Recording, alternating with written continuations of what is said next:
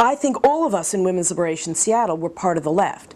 There always is, a lot of historians, when they write about the women's movement, they say the women's movement broke with the left.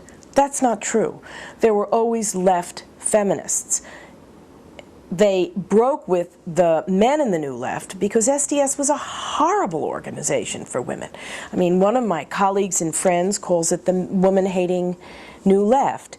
And, you know, the acts, I mean, I can tell people stories about these male SDSers who would breeze in and out. But they were horrible, just horrible.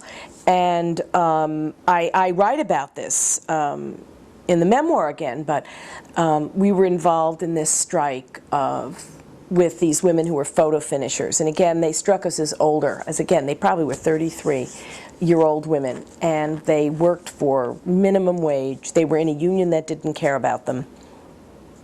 And they went out on strike, and we went down to do what was called strike support work. And of course, we were stupid. We didn't know what we were doing. We all got arrested, and we got out of jail. And there was an SDS meeting discussing whether or not SDS should support these women.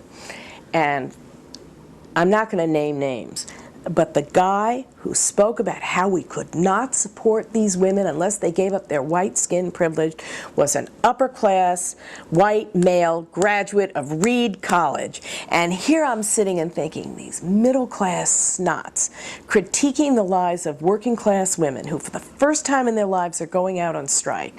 You know, they're taking action, and they're supposed to give up their white skin. That's when I just knew that that's not the debate I wanted to have happen.